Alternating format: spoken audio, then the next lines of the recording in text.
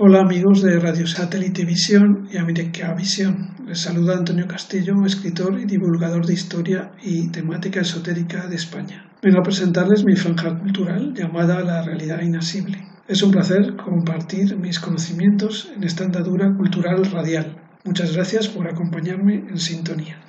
Estimados oyentes, estamos de vuelta con un nuevo programa de La Realidad Inasible, el número 35, cuyo contenido es continuación del anterior. Seguiremos hoy, pues, hablando sobre ángeles, y partimos más o menos de donde lo dejamos, describiendo la tipificación de los diversos órdenes de ángeles, ahora desde el punto de vista cristiano, católico, sí, pero ya no oficial, sino de marcada tendencia esotérica o folclórica popular. Empecemos. La tipificación, según el esoterismo popular o folclórico, de la primera jerarquía. Ahora vamos a ampliarlo, también contado por los citados padres de la Iglesia, añadiendo un refundido sucinto de opiniones esotéricas, míticas, costumbristas, populares. Es posible que echéis de menos atributos en falta, os parezca alguno equivocado o simplemente lo encontréis pesadísimo. Os pido perdón en cualquiera de las tres circunstancias. Volvamos, pues, a redefinir a cada especie angelical. Los serafines son un tipo de seres celestiales que se mencionan en el libro de Isaías. Al parecer, su misión esencial sería la adoración continua del Señor, ensalzando y cantando mientras se recrean en su bondad y belleza infinitas. Se les describe con forma humana, o al menos con rostro humano, y provistos de 3 pares de alas. Con 2 cubrían sus rostros, con 2 tapaban sus pies y con el último par se sustentaban en el aire por encima del trono de Dios. Se dice que resguardaban su rostro para protegerse del intenso resplandor que emite el Padre Eterno. De ellos se recibe la fe y el amor a Dios. Los querubines son mencionados en el Génesis, en el libro de Ezequiel, en el Éxodo y en la carta a los Hebreos. En su primera mención documentada se les asigna la tarea de guardar la entrada del jardín del Edén, tras ser arrojada de él la primera pareja humana después del pecado original. Allí fueron apostados querubines a fin de custodiar el árbol de la vida y el de la ciencia del bien y del mal. Son considerados teológicamente como los guardianes de la gloria y de los asuntos de Dios, custodios de sus obras, de sus templos y de los caminos que conducen a una evolución espiritual y engrandecimiento de la conciencia. Tendrían el don del discernimiento y desde ellos se expandiría la luz espiritual por todo el cosmos. De esto se recibe la iluminación, el poder y la sabiduría. Etimológicamente, atendiendo a su raíz hebrea, querub vendría a equipararse su nombre al de los próximos o los segundos, quizás como referencia a su subordinación al coro más señalado de los serafines. Pero también se puede traducir como aquel que intercede o aquel que comunica el saber o el conocimiento de sí mismo. Se les describe con forma humana, pero con 4 caras y 2 pares de alas, cada uno de ellos. Además, con numerosas figuras de manos humanas debajo de sus alas, tal como las de los serafines, sin embargo, mostraban una multiplicidad de ojos humanos. Lejos de que sus figuras, descritas así, resultasen espantosas a los testigos que las refieren, entiéndase sobre todo los profetas, quedaban más bien fascinados por su excelsa belleza. Sin embargo, el catolicismo, en su faceta más popular, los ha asemejado a ángeles niño, como los célebres angelitos llamados puti o amorcillos, que en realidad conforman la mitológica corte de la diosa Venus. Los tronos son otra clase de seres celestiales que se mencionan en el libro de Ezequiel y en el Apocalipsis. Parecen ser 4, todos alrededor del trono de Dios, de ahí su nombre, con apariencia respectivamente de león, buey, hombre y águila. Se consideran como los representantes más poderosos de varias criaturas de Dios, bestias salvajes, animales domesticados, seres humanos y aves. También se dice de ellos en el Apocalipsis, abro comillas, y delante del trono había como un mar de vidrio semejante al cristal, y junto al trono y alrededor del trono 4 seres vivientes llenos de ojos delante y detrás. Cierre comillas. Su quehacer consistiría también en la adoración constante de Dios y de estar atentos a las razones del obrar divino. Podemos añadir, para completar su descripción, que se trata de los ángeles de mayor tamaño, que sus alas tendrían forma circular, asemejándose a un torbellino. Quizás por eso también reciben el nombre, al menos en el judaísmo, de ruedas, o fanim, viéndose las mismas iluminadas por algunos o todos los colores del arco iris, reflejando el cielo cristalino que contiene las aguas de arriba. Son los guardianes de las energías más altas, consistiendo su labor en ocuparse de que estas energías mantengan sus conexiones y que fluyan a través de las esferas, Actúan, pues, como puentes que unen los mundos. Veamos ahora la tipificación, según el esoterismo popular o folclórico, de la segunda jerarquía. Por debajo de los ya mencionados aparecen en la corte celestial estos otros espíritus puros de más complicada definición, dominaciones, virtudes, potestades y principados, este ya de la tercera jerarquía. Para San Gregorio, estos nombres se refieren a su ministerio. Las dominaciones serían los participantes en el gobierno de las sociedades humanas, las virtudes los encargados de hacer los milagros, las potestades los facultados para luchar contra las fuerzas adversas y los principados los responsables de la repartición de los bienes espirituales, más o menos. Otro asunto es su forma. El que se los describa a todos poco semejantes a la morfología humana, y a veces incluso sin ningún parecido, hace que algunos pensadores duden de si es acertado el considerar de la misma especie, entre comillas, espiritual, arcángeles, ángeles, serafines y querubines, tanto como al resto de los coros, teniendo en cuenta lo mucho que difieren entre sí los unos de los otros. Pero veamos un poco más detenidamente a cada uno de los tres primeros grupos mencionados. Según el citado teólogo del siglo VI, el pseudo Dionisio Areópagita, quien como vimos sentó las bases de la geología católica, las dominaciones, dominios o señoríos, el cuarto coro, tienen como misión, entre otras, ser sanadores a todos los niveles. Por ello se supone que estos ángeles protegen los hospitales y las comunidades que trabajan no solo por la salud corporal, sino también por la curación espiritual y emocional. Además, enaltecen el amor, las artes, la educación, la música y la belleza en general. También participan, según otras opiniones, en el gobierno de las sociedades. Por eso su labor principal consiste en ayudar a mantener el mundo en orden, administrar justicia ante situaciones injustas y ayudar a ángeles de rangos más bajos para que permanezcan organizados y lleven a cabo bien sus labores. También actúan las dominaciones como conductos de misericordia para que el amor fluya hacia las personas. Expresan amor incondicional al mismo tiempo que expresan pasión por la justicia, manteniendo un difícil equilibrio entre el amor y la ética. Una de las formas más frecuentes en que los ángeles dominaciones otorgan la misericordia a las personas es respondiendo a las oraciones de los líderes de todo el mundo. Finalmente ayudan a mantener el orden natural del universo, asegurándose de que las leyes universales de la naturaleza se apliquen. Las virtudes forman, como vimos, el quinto coro. Al igual que las dominaciones y las potestades con quienes comparten la segunda jerarquía, son considerados como los ángeles encargados de gobernar el cielo, siendo además responsables en parte del orden del universo. En el caso concreto de las virtudes, estas tienen el deber de regular los actos de los ángeles inferiores, pero también tienen como misión supervisar el comportamiento de las personas, inspirándolas y dotándolas de confianza para hacer el bien.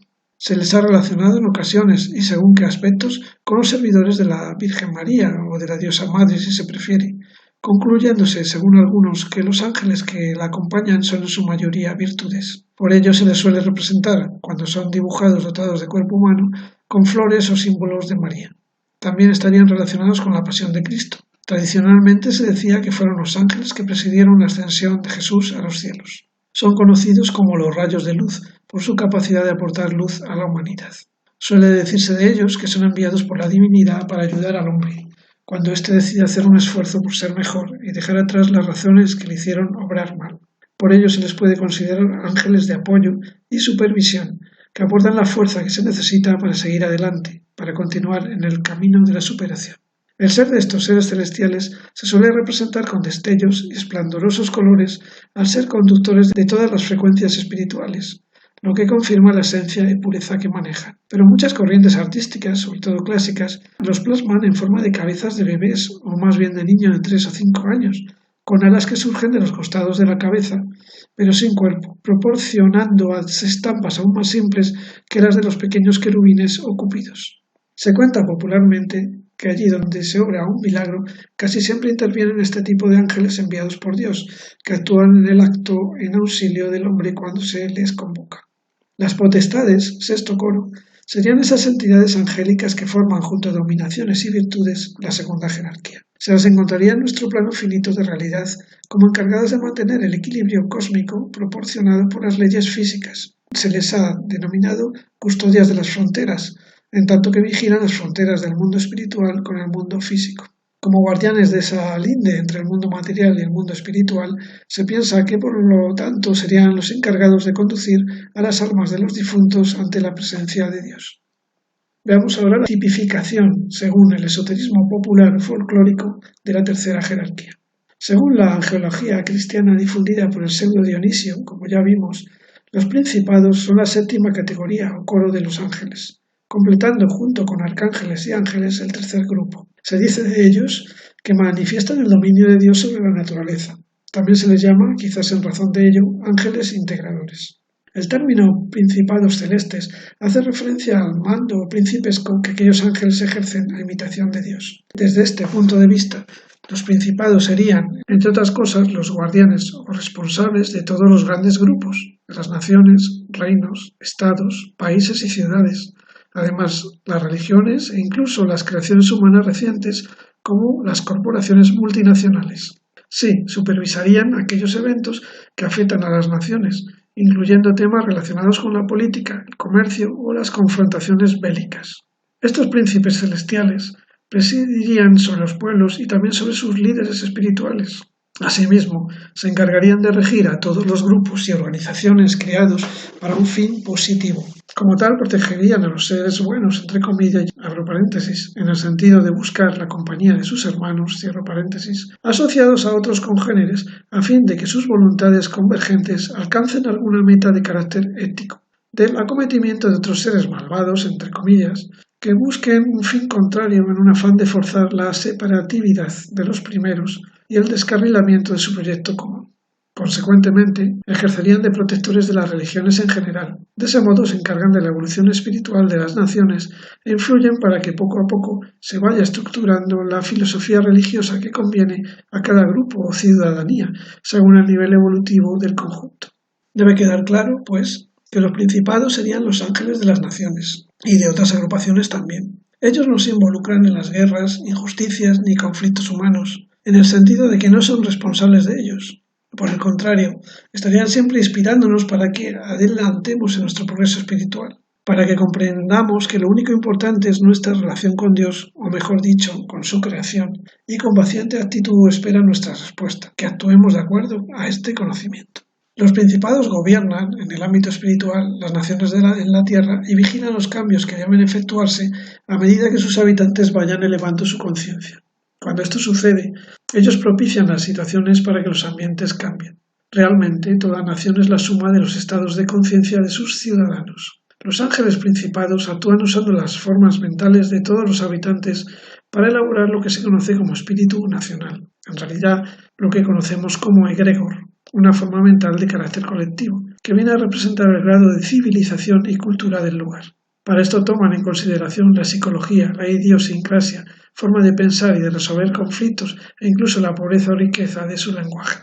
Por lo tanto, se insiste, los ángeles del coro de principados son los que tutelan a los líderes de los países, tratando siempre de inspirarles valor, bondad y justicia para que gobiernen con imparcialidad. Se cuenta de los principados que son seres bellísimos, cuya enorme aura angelical se extiende abarcando a toda la jurisdicción que rigen, es decir, su empatía alcanza a todos los miembros del grupo social sin dejar uno solo abandonado, mientras despliegan amor, justicia, bondad y comprensión.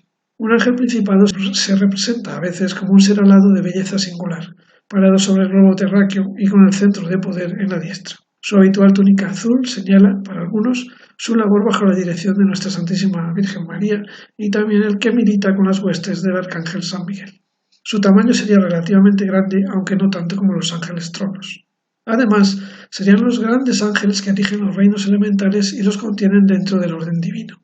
Manifiestan el dominio de Dios sobre la naturaleza, y así otra de sus misiones es ocuparse del equilibrio de los 4 elementos, agua, aire, fuego y tierra, dentro del orden natural. Todo ello sin olvidar su faceta de guardianes de los grandes grupos humanos, de los países y naciones, de las ciudades, de nuestro barrio, de nuestra parroquia, nuestra casa y hasta de los animales y plantas. La relación que mantienen las 3 mencionadas categorías de este orden es de tipo jerárquico. El séptimo coro, el de los principados, recibe directamente de Dios, ya vimos que a través de las jerarquías superiores, el bien, la belleza, la perfección y la paz. Y los entrega así al octavo coro, el de los arcángeles, quien a su vez los participa al noveno coro, el de los ángeles. Hemos visto que los arcángeles conforman el octavo coro.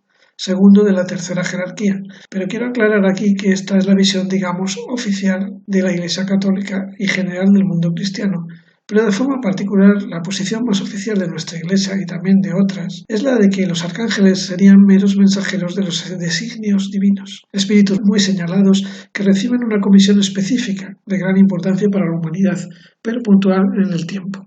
Quizás ese es el motivo de que no se señalen diferencias físicas, entre comillas, esenciales entre ellos y los miembros del noveno coro, el de los ángeles. La distinción, básicamente, radicaría en el rol asignado por Dios a estos ángeles particulares, de los cuales se llega a conocer el nombre, en realidad solo 3 para la Biblia canónica, y 7, aunque a veces no coinciden los nombres dependiendo del texto, en el resto de libros no canónicos. La Biblia, como hemos dicho, solo menciona a Miguel en los libros de Daniel, Judas y el Apocalipsis, a Rafael en el libro de Tobías y a Gabriel en el libro de Daniel y el Evangelio de San Lucas. Podría llamárseles los asistentes de Dios, por estar directamente a su servicio a la hora de cumplir misiones especiales, y hasta ahí llegaría el concepto que sobre ellos debemos tener los católicos, que no es pequeño. Pero la realidad es que, si queremos hacernos partícipes de las principales corrientes del conocimiento esotérico occidental, hemos de proclamar que su importancia es muchísimo mayor que esa, que sus cometidos, por supuesto delegados, son esenciales en el funcionamiento del universo, vamos, del cosmos particular que nos atañe, nuestro sistema solar, aunque a niveles superiores seguramente también se replica su gestación cada vez más sublime, y que sus identidades, según la vertiente desde la que se contemplen, resultarán muy variables. Pongo un ejemplo de esto. Para los cabalistas más o menos serán los arcángeles de la doctrina hebrea. Por tanto, les irán muy acertadamente sus nombres hebreos, Miguel, Camael, Raziel, etc., y las imágenes que popularmente se tienen de ellos, entre otras cosas, humanizados y dotados de atributos y vestimentas mundanos. Pero si lo contemplamos desde la óptica de las religiones clásicas griega y romana, entonces adoptarán las personalidades de los dioses de esas mitologías. San Miguel será, por ejemplo, Apolo, y San Aniel podría ser Afrodita. Y si nos situamos en el campo de los astrólogos caldeos, entonces Miguel será el Sol, Camael Marte y Gabriel la Luna, etcétera, etcétera, etcétera. Bueno, y para los hinduistas pues lo serán Indra, Yama, Agni, etcétera. Por todo esto, trataremos en un futuro programa, como anuncié, el tema de los arcángeles más a fondo, dentro de los estrechos límites en que nos movemos, tratando de dar a conocer a los grandes rectores espirituales de la humanidad, desde luego más fáciles de asimilar intelectualmente, pese a lo complejo de su esencia, que le llegará a entender a nuestro Padre, Madre, Espíritu, Creador. Compleja etiqueta con la que quiero hacer referencia a Dios, pero que ni siquiera se aproxima a la que intuyo sería más acertada. Pero vamos, como me imagino os habría hecho cargo, me parece que situar a estos excelsos seres en la octava posición de una supuesta jerarquía se puede traducir de varias maneras. Una de ellas sería que la magnificencia de estos excelsos espíritus les hace preferir que se les sitúe en el puesto más bajo, o casi, de la escala, por considerarse antes que nada servidores de todo lo creado. Claro, atendiendo a esta dignísima pero limitada misión de renombrados mensajeros, quizás fuese el lugar que les correspondería, pero incluso desde un punto de vista dogmático, católico, una vez conocido el organigrama que los padres de la Iglesia que hablaron de ellos les confirieron, es evidente que este escalafón graduado de jerarquías y coros no debe contemplarse desde el sentir mundano de grados de honor y dignidad. Todos estos santos espíritus tienen un papel en el ordenamiento cósmico y no hay entre ellos superior o inferior. Todos son igual de importantes e insustituibles. El situado más arriba no manda al de abajo, que le obedece, sino que el más próximo a la fuente comunica a los más alejados la luz divina, y los más próximos al mundo material operan de acuerdo con esa luz sobre las criaturas más cercanas al polvo. Por otro lado, es evidente que todas las corrientes religiosas, incluso el propio catolicismo, de manera más o menos soterrada, digamos oficiosa más que oficial, sitúa a los arcángeles a la cabeza de los diferentes coros, porque hasta cuando un ente de nombre conocido como Raziel es considerado en principio un querubín, se le pone al frente de los ángeles trono como regente, es decir, en funciones de príncipe o arcángel. Por ello digo que cuantas doctrinas aceptan la existencia de los ángeles y dentro de ellos la de los arcángeles, estos siempre tienden a ser los directores o capitanes de los otros. Y esto se hace presente hasta en el caso de Lucifer, si es que tomamos por legítimo este nombre, como príncipe de los ángeles descarriados, o en Saitán, en el Iblis islámico, que no es considerado ni siquiera un ángel, sino más bien un efrit, un jinn de primer orden, el más destacado de ellos, pero que capitanea esa legión de genios inclinados hacia el mal y que desde esa óptica es asimilable a una especie de arcángel. En cuanto al noveno coro, el de los ángeles propiamente dichos, el último orden de la tercera jerarquía, cuya misión genérica consiste en ayudar a los hombres a llegar a la salvación eterna, guiándolos y protegiéndolos de los peligros de alma y cuerpo, no vamos a hablar de momento más de ellos, puesto que ya vimos mucho en los capítulos precedentes. Pero sí me gustaría apuntar que, tomados aquí como los espíritus residentes en los planos más próximos al físico, como Rupadevas o incluso como Kamadevas del plano astral, ya veremos a qué se refiere esto cuando nos introduzcamos en la vertiente teosófica de la angeología. Serían los ángeles más densos, entre comillas, dentro de la sutilísima y delicada esencia que los conforma, y también los de aspectos más concretos y antropomórficos. Además, hemos dedicado ya un apartado a los llamados ángeles de la guarda, cuyos representantes generalmente de estas filas proceden, por lo que yo creo que estamos ya preparados para pasar al siguiente apartado. Hablaremos ahora de la angeología esotérica teosófica. Pues vamos a desarrollar la opinión aproximadamente de la teosofía, al menos de la clásica, la formulada a finales del siglo XIX y principios del XX por los primeros autores que se adscribieron al movimiento, Leadbeater, Besant y por supuesto la gran maestra H. Blavatsky, que es la doctrina que yo conozco de forma liviana y sigo, no sin grandes dudas y objeciones, pero vamos, es la teogonía que más me convence entre las pocas que yo he podido manejar. Deva, en sánscrito, viene a significar un dios, entiéndase un dios menor, una divinidad resplandeciente, al proceder de la raíz div, brillar o resplandecer. Un deva entonces sería en primera instancia un ser celestial, ya sea bueno, malo o indiferente, mas como ya hemos puesto otros nombres a los de comportamiento poco ético, la norma general parece que es considerar a estos entes como decididamente benéficos. Los devas, o ángeles, si preferís, son también llamados los hijos de Dios, como los conocen los hinduistas, y para ellos son lo que los ángeles y arcángeles entre los cristianos, los seres que configurarían la línea de evolución más alta relacionada con nuestro mundo conocido. Vamos, el conocido por los iniciados y adeptos, no solo el ordinario común a todos los demás. Se pueden considerar como los constituyentes de un reino inmediatamente superior al humano, tal como el humano es inmediatamente superior al animal. El reino débico, el de los seres, los espíritus, situados un escalón por encima del de los humanos en cuanto a evolución espiritual se refiere.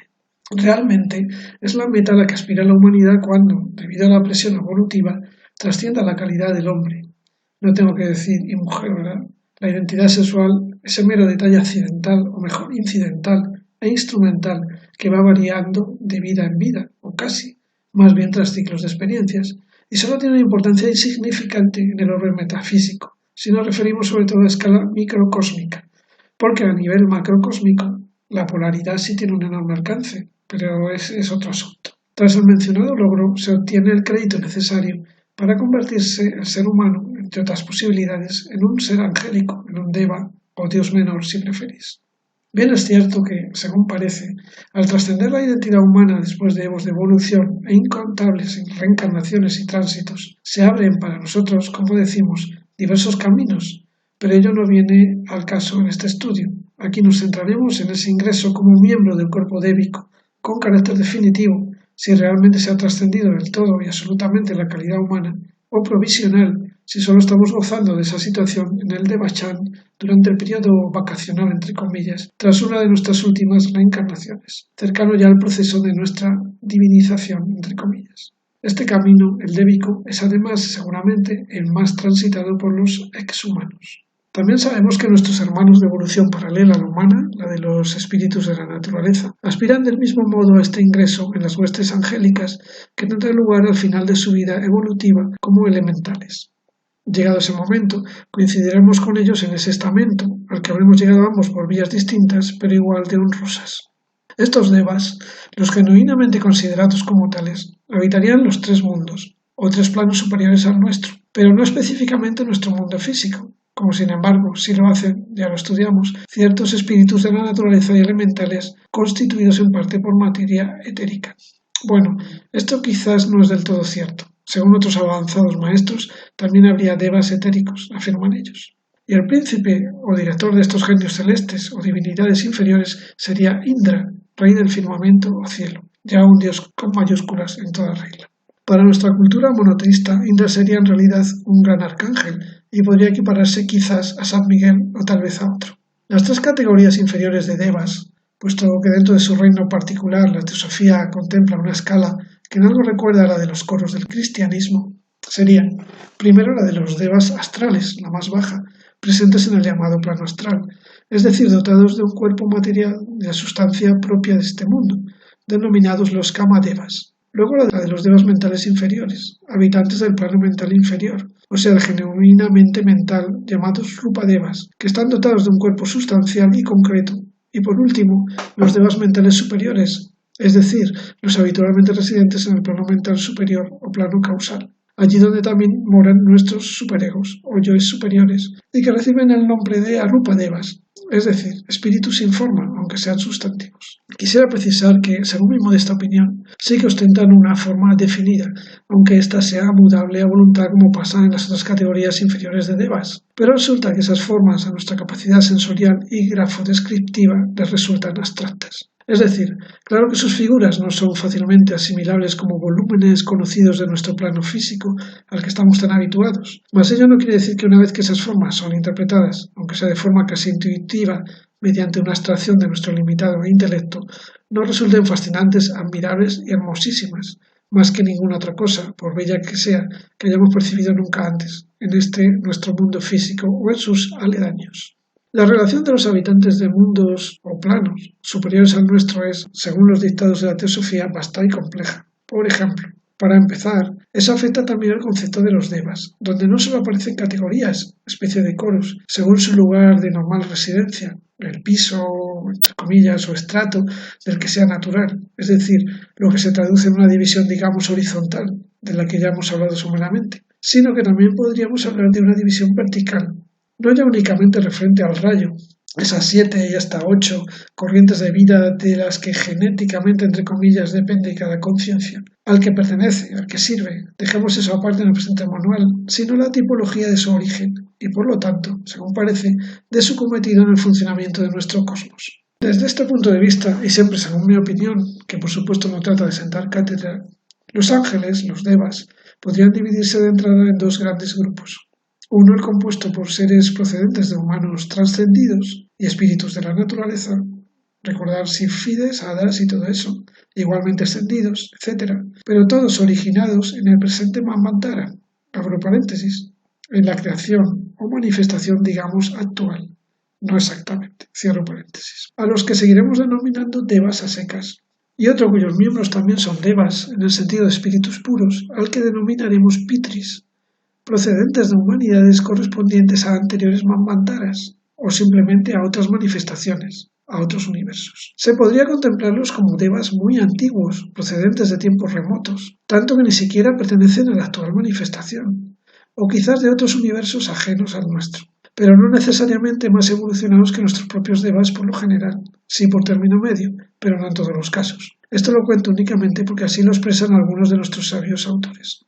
Estos devas pitris también podríamos denominarlos arquitectos, o más bien operarios, obreros o constructores, pues esa es su función principal en la génesis del mundo y de la vida. Hagamos ahora un somero esbozo de las llamadas jerarquías creadoras.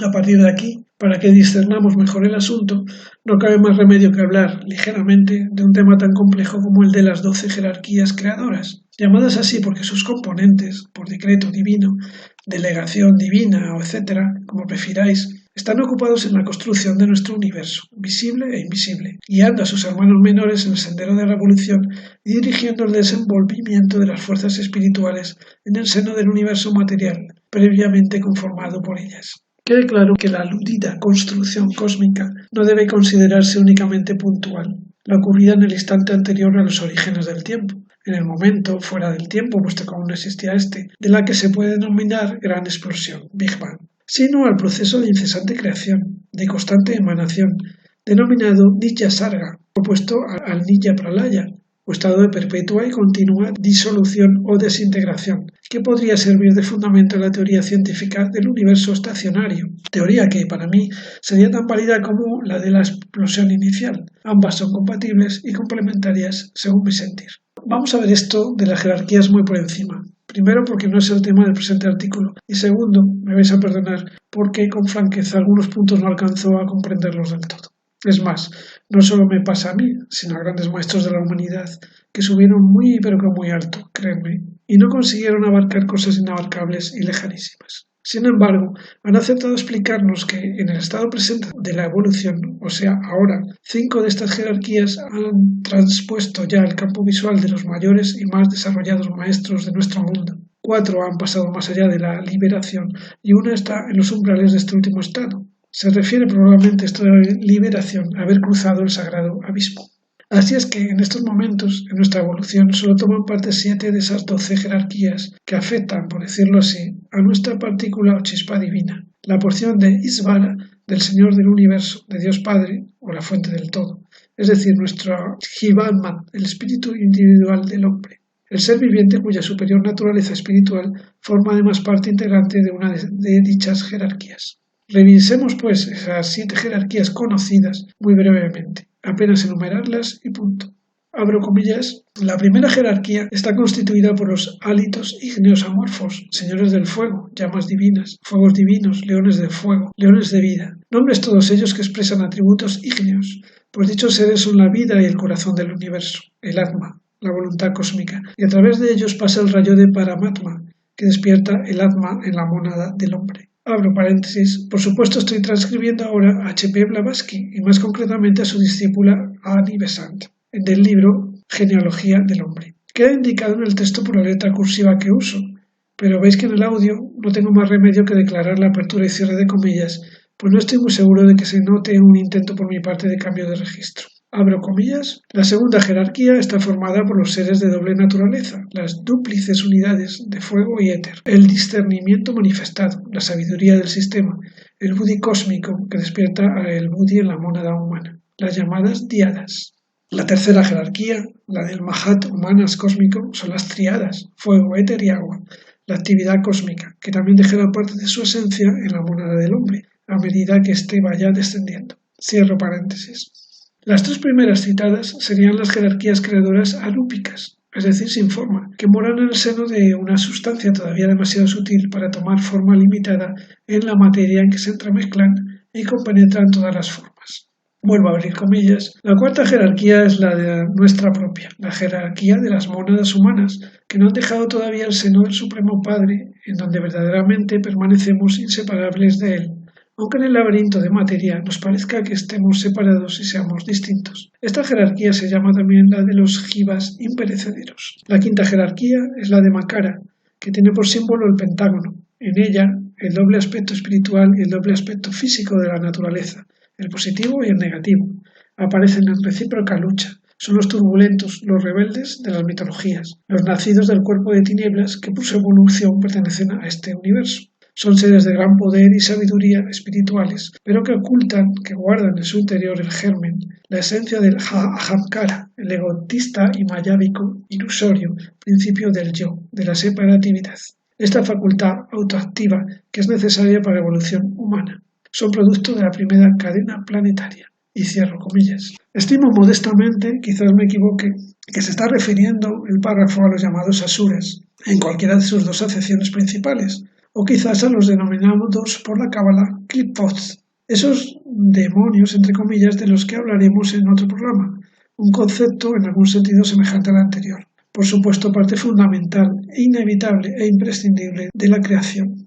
Abro comillas, la sexta jerarquía, llegamos a una de las que nos interesa y luego desarrollaremos un poco más, está formada por los nacidos del cuerpo de Brahma, que se denomina cuerpo de luz o de día. En esta corte de Devas brillan gloriosos los pitris de los Devas, pitris solares, designados con el nombre de Agnivatas o los sextuples de Yanis. Ellos se lo dan todo al hombre menos el Atma y el cuerpo físico. Por esto se les llama donadores de los 5 principios intermedios del hombre. Guían a la mónada para que obtenga los átomos permanentemente relacionados con estos principios, o sea, el plasma quíntuple. Son producto de la segunda cadena planetaria. En esta jerarquía se hallan también incluidas grandes huestes de devas, de los ordinarios que ya dijimos, y los más elevados espíritus de la naturaleza o elementales del reino medio, segundo reino elemental, el del plano mental inferior, se supone. La séptima jerarquía, esta también le compete al presente manual, comprende los seres que conocemos con el nombre de pitris lunares, también llamados varichats,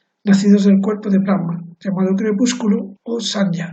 Su labor respecto de la evolución física del hombre es idéntica a la de los Pitris Agnivatas respecto de la evolución intelectual. Forman asimismo parte de esta jerarquía los agentes de los Pitris en la tarea que les está encomendada. Estos agentes son numerosas cohortes de devas, los espíritus menores de la naturaleza o elementales del reino inferior. Tercer reino elemental, el del plano astral, se puede considerar, encargados de formar los cuerpos físicos de los hombres. Entran igualmente en esta jerarquía los espíritus de los átomos, las simientes de evolución en futuros kalpas. Estas cuatro últimas son las jerarquías creadoras rúpicas, dotadas de forma.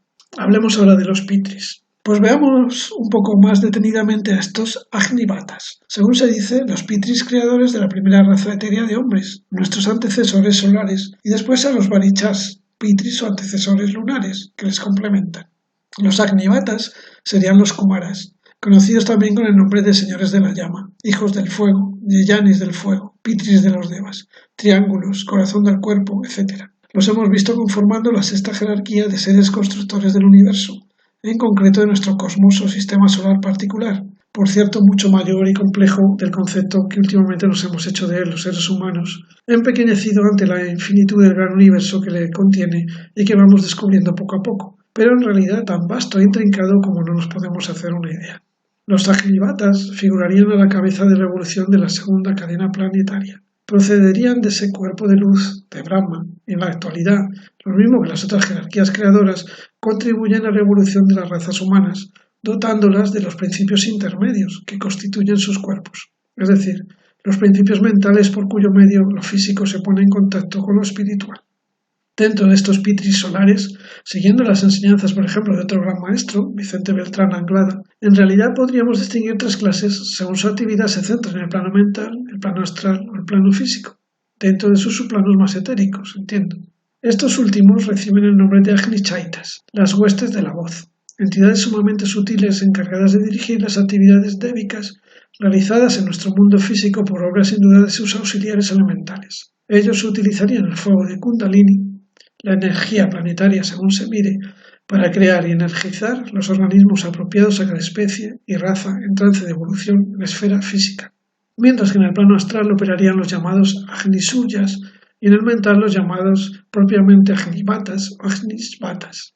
Y ya que estamos, Beltrán Anglada introduce además otras cogniciones sobre los devas al hablar de la energía difundida por nuestro astro rey, el centro místico de nuestro cosmos.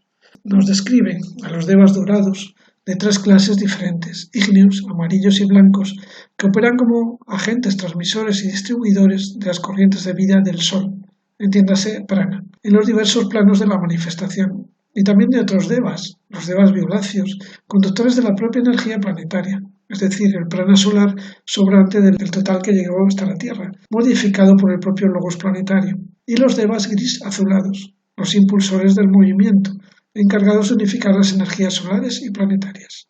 Luego contempla este autor a los llamados devas lunares, que trabajarían dentro de la sustancia material para construir las formas más densas. Los llama agentes sustanciadores de la energía, nombre muy apropiado, y el asunto resulta muy interesante y esclarecedor, pues los define como devas de tipo inferior, devas grises, y no parece que se esté refiriendo a los Pitris lunares, ya que estos ostentan un cometido más dirigente. Lo que a mí personalmente me lleva un poco a confusión es que, si no lo he interpretado mal, sitúa a aquellos devas lunares en el arco descendente de la evolución. Y ello parece contradecirse con la teoría general. Primero porque queda confusa la frontera entre devas y elementales, pero sobre todo porque ni siquiera los elementales más inferiores están ya en esa pendiente de la involución. Solamente la esencia elemental desciende por allí si nos atenemos a la definición. Seguramente se refiere al conjunto de devas de potencia espiritual más humilde, pero que no por ello su labor deja de ser esencial para la vida y para la evolución, como por supuesto él reconoce. En todo caso, Vicente Anglada es un gran maestro que indudablemente nos seguirá enseñando desde donde quiera que esté en estos momentos, muchísimas cosas. Y lo más importante de todo, es de los pocos de nuestro ámbito cultural. Pero retomemos el hilo y sigamos hablando ahora de los mencionados Varichars. Reiteremos que serían la clase de Pitris llamados antecesores lunares. Estos Pitri-devas, Pitris divinos llamados Varichars, están dotados del fuego creador físico y son los progenitores o padres espirituales del cuerpo físico del hombre. Es decir, dirigen, organizan, supervisan, Ninguna de estas tres cosas exactamente, pero se citan para que nos hagamos una idea. La disposición de los materiales físicos que aportarán, tampoco es exactamente eso, los espíritus de la naturaleza o espíritus de los elementos y elementales que están a su servicio. Quizás debo incluir aquí a esos devas lunares grises, sustanciadores de energía de los que nos habla Beltrán Anglada. Se dice de los pitris, o pitaras si utilizamos el plural correcto, en general, en los libros La Doctrina Secreta, Isis sin Velo y otros, que el Pitripati, el rey o señor de los pitris, es Yama, dios de la muerte y juez de los mortales. Para nuestra cultura, más bien otro de los arcángeles, Azrael, Sandalfón, Uriel, sería interesante determinarlo. Estos pitris obrarían, pues, bajo la dirección, o digamos mejor patronazgo, de Yama, señor de la muerte, y por esta razón se designa a este con el epíteto de señor de los pitris, Pitripati. Y por eso mismo son perecederos los cuerpos y los principios inferiores que aquellos dan al hombre, puesto que Yama no puede conferir la inmortalidad. También que fueron los antecesores o creadores de la humanidad y son, según los libros esotéricos indos, de 7 clases o jerarquías. 3 de ellas incorpóreos, Arupa Pitris, esto es, sin forma o cuerpo, y 4 corpóreas, Rupa Pitris, por otro nombre llamados Varichars. En la teología popular se apunta que fueron creados del costado de Brahma. Los primeros, los Arupa, denominados también Vairajas o hijos de Viraja Brahma, son inteligentes y espirituales, mientras que los segundos son más materiales y desprovistos de intelecto, que no significa de conciencia. Esotéricamente, los asuras constituyen las 3 primeras clases de pitris nacidos del cuerpo de la noche, mientras que las otras 4 fueron producidas del cuerpo de la aurora. Algo recuerda esto a la doctrina islámica sobre los ángeles creados de la luz de la luna y los jinns creados del fuego del sol, aunque poco tienen que ver estos entes con aquellos. Se sale del ámbito del presente programa el explicar el fundamento de la doctrina teosófica a propósito de la evolución de la manifestación. Para ello tendría que hablar de manvantaras, cadenas, globos, rondas, etc., que me parece una misión complicada que además necesitaría un programa completo de la realidad inasible para poder extendernos. Pero sí os puedo anticipar un escueto resumen de lo que vienen a representar estos pitris. En general, serían los espíritus más evolucionados, o sea, ya resueltos, de la cadena anterior a la nuestra, la lunar, la humanidad que nos precedió en el Manvantara o manifestación del Logos precedente. Y otra advertencia, pese a que en estos últimos párrafos nos hemos estado refiriendo solo a los Varichars, tal como ya reiteramos varias veces, se han dividido los pitris o antecesores en 2 géneros distintos, los Varichat pitris lunares y los Agnivata pitris solares. Veamos ahora cómo se interpretaba esto esotéricamente. Se dice que los primeros de ellos poseen el fuego sagrado y los segundos están privados de él. El ritualismo hindú parece relacionarlos con los fuegos sacrificales y con los brahmanes jefes de familia. La filosofía esotérica declara que las calificaciones originales son debidas a la diferencia que existe entre las naturalezas de ambas clases. Los Agnivata Pitris están desprovistos de fuego, entre comillas, esto es, de pasión creadora, porque son demasiado divinos y puros. En tanto que los Varichats Pitris, por ser los espíritus lunares más estrechamente ligados con la tierra, vinieron a ser los Elohim creadores de la forma o del Adán de polvo, esto es, del hombre físico, nuestro cuerpo, y sus principios inferiores. Recapitulando, mientras los Pitris más elevados, los Pitris de los Devas o Agnivata Pitris, verdaderas divinidades solares representantes de la evolución intelectual, son los formadores del hombre interno, proporcionándole la inteligencia y la conciencia, bueno, esto más bien lo tenemos ya de serie, sin tomar parte alguna en la creación física del hombre. Los pitris lunares, llamados generalmente Varichars pitris, entidades integradas en la 7ª jerarquía creadora, tienen a su cargo el conducir la evolución física de la cadena terrestre, preparando las formas destinadas a las mónadas humanas, o sea, las ya individualizadas, los 4 principios inferiores, doble etéreo, prana, kama animal y el germen animal de la mente, o sea, el manas inferior. Pues amigos oyentes, hasta aquí nuestro programa de hoy. Confío en que algo os haya aportado. Quedan pendientes temas, también referentes a los ángeles, que veremos próximamente. Uno sobre los demonios, ángeles malvados para la corriente de pensamiento más generalizada, o en realidad un distinto tipo de entes para ciertos pensadores y credos. Y otro que dedicaremos exclusivamente a los arcángeles. Puesto que aún faltarán cosas importantes que contar, es posible que tengamos que dedicar algún capítulo más a la visión que la Cábala tiene sobre todo esto, aunque algo vamos adelantando. Amigos de Radio Satélite Visión y América Visión, les anuncio que mi franja cultural llamada La Realidad Inasible, producida y conducida por Antonio Castillo, escritor y divulgador de historia y temática esotérica de España, ha finalizado. Muchas gracias por acompañarme en sintonía. Hasta la próxima semana, en el día y hora que anuncia la emisora. Hasta luego. Buena semana.